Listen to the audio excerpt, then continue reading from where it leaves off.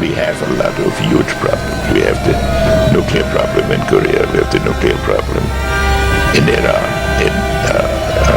We have, of course, a whole array of problems, each of which in Afghanistan and so forth. But then we have the financial issues. But they really are issues of the construction of a new world order. That's what this is about. What is our common bond truly? Freedom!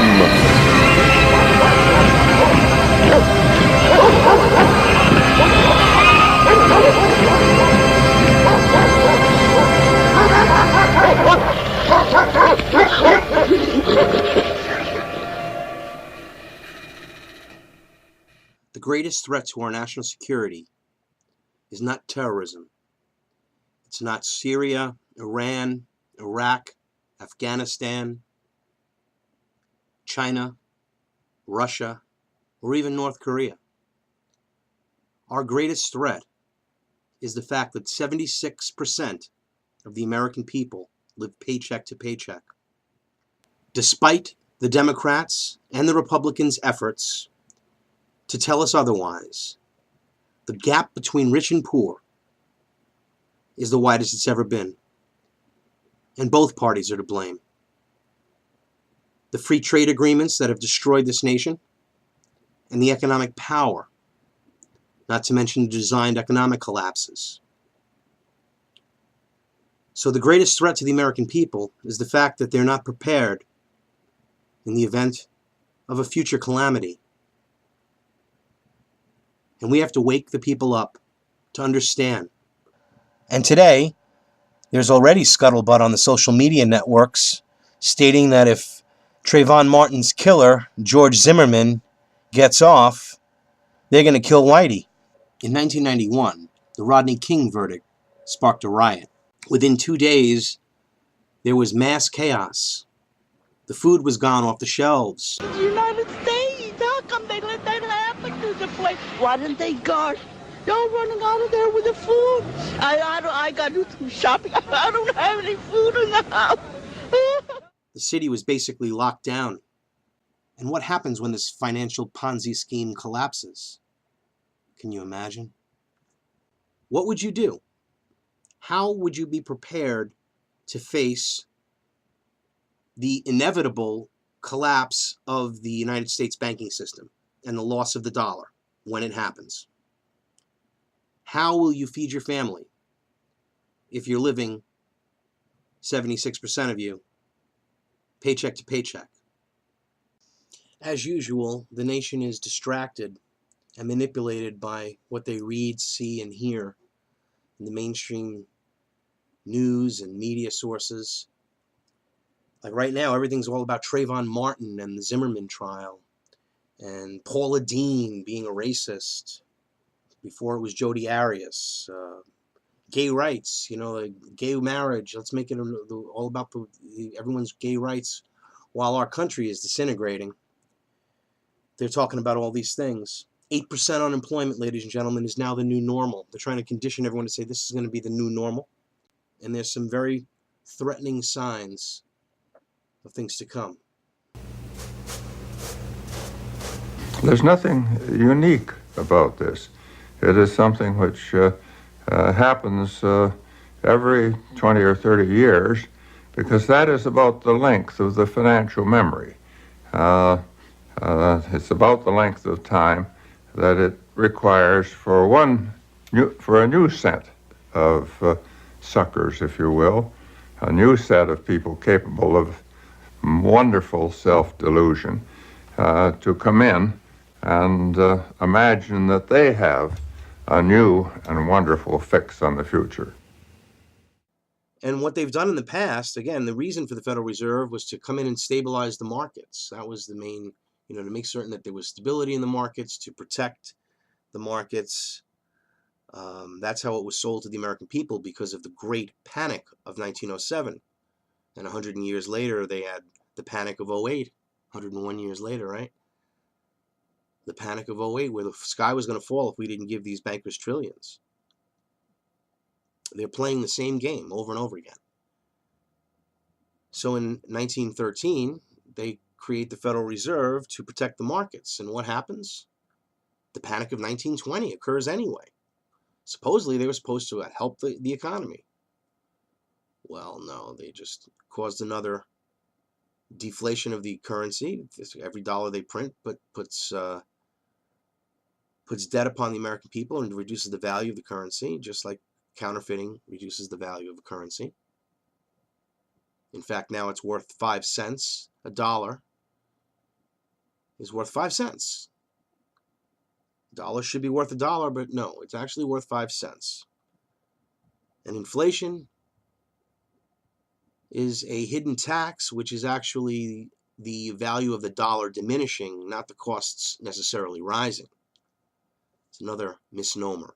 This is what they teach you in school. They teach you that all the things they want you to learn and learn the position that they want you to see and have the viewpoint that they have programmed for you. So in 2008, they pump all this money in there like they did in 1920. Now in 1920, to get the recession back, which did come back quickly, they expanded the money supply and gave everybody the opportunity to buy stocks, but the stocks could be bought on margin. So you could buy $10 and buy $100 worth of stock, but they could be sold at any time and had to be sold within 24 hours. It was everybody was in the market. Major speculators like John Jacob Raskob whipped up the frenzy. He told readers of the Ladies' Home Journal that now everyone could be rich. Along with the market, temperatures soared that summer. It was a record heat wave and a record 3 months at the exchange. Some stocks doubled in value. In June, the New York Times index of stocks rose 52 points. In July, another 25. And on the radio, they were playing the latest hit tune, I'm in the Market for You. I want 1,000 shares of your caresses too. We'll count the hugs and kisses when dividends are due, 'cause I'm in the market for you. It was on the radio. It was in the newspapers. You were bombarded with everybody can get rich. And guess what? A lot of people got rich. They really did. That's how they fool the people. They get rich and they get greedy and they keep themselves in there. But then something happened. Just about 3 months before the great crash, all of the industrialists, all of the insiders, John Rockefeller, Harriman, Bernard Baruch, many people that also had inside knowledge got out. Some didn't. And what happened is then, of course, the Great Depression set in after the crash. The values of these companies went down to nothing. The stock market lost 90% of its value. And these companies went out of business. They bought them up for pennies on the dollar and consolidated their control. Well, why do I bring all this up? Well, this is because this is where we're heading.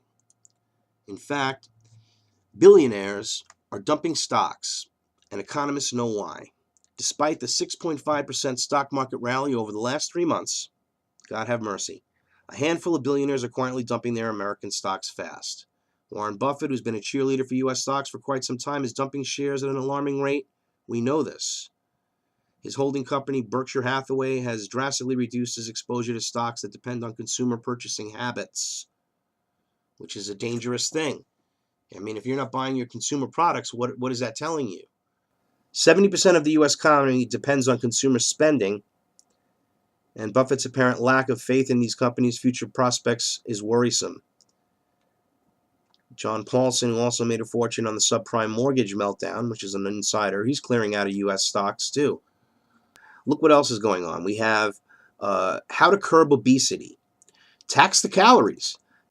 There may be an economic cure for the nation's obesity. Hike the price of food. Raising the price of a calorie for a home consumption by 10% might lower the percentage of body fat in youths about 8 or 9%, according to a new research study from the National Bureau of Economic Research. Let's take a look at the National Bureau of Economic Research contributor list. Oh, we have McGill University, Stanford University, Harvard University, all fellows. Department of Economics, University of California, Berkeley, Harvard University. How prestigious. Oh, look at this. The Department of Finance at Rutgers University at Avenue D and Rockefeller Road. What a shock, in New Brunswick, New Jersey. I wonder which of the tax-exempt foundations are behind this one. All right. Now, it's insane. Obviously, most people don't want their calories taxed, but they'll tax you. They're planning these things. They're saying, well, this is how we're going to do it. You know, we're gonna tax you because you're overweight. Meanwhile, all the food additives and all of the terrible preservatives that they put into these poisons are a big part of the reason why you're overweight, and the fat content of the products that we purchase and that they sell us and they market constantly to us. Now, if you think that's outrageous, how about this? Should we eat more insects? Well, the United Nations thinks so. Get ready for bug burgers. The UN Food and Agricultural Organization has a massive new report out arguing that we should all have more insects in our diet. That's right, insects. Insects are healthy, nutritious alternatives to mainstream staples such as chicken, pork, beef, and even fish. See, they're going to try to just get us into the feeling that this is going to be okay if you have to eat bugs or, your consumer products. Half of these companies that make all these poisons are probably going to go out of business if their products aren't bought. I mean, we're talking about major economic collapse potential here. We have $220 trillion of unfunded liabilities. We have $18 trillion of debt. They got to raise the debt ceiling again. The market has been crazy, and now people are getting out of it. Housing prices are beginning. People, they come out of their lull and they start to do some activity. It's just normal activity. But what happens if everything continues to build up a bubble and then they'll burst it again? This is what they do. It's more like the 2008 was the example of the 1920 recession, which led, of course, to the expanding of the money supply and the debt. And similar situation led to World War II.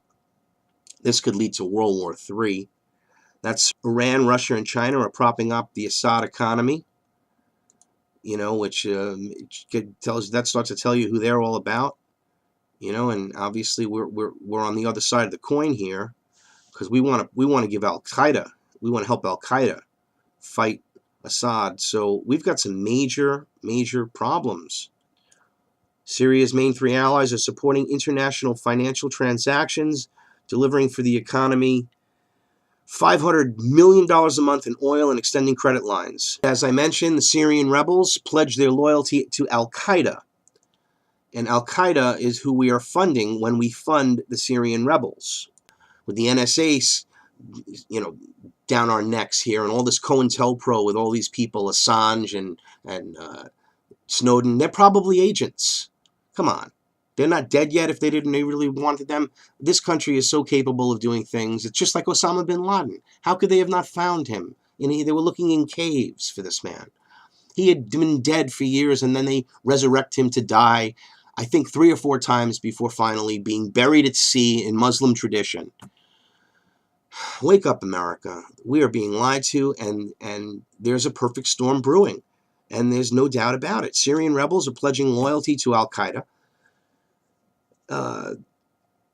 Pretty much the Pledge of Allegiance by Syrian Jabhat al-Nusra Front Chief Abu Muhammad al-Julani to Al-Qaeda leader Sheikh Ayman al-Zawahiri was coupled with an announcement by the Al-Qaeda affiliate in Iraq. The fact that 76% of the American people live paycheck to paycheck, have no resources in the event of a calamity, natural disaster, or the financial collapse which is coming. And that, ladies and gentlemen, is the greatest threat to our national security.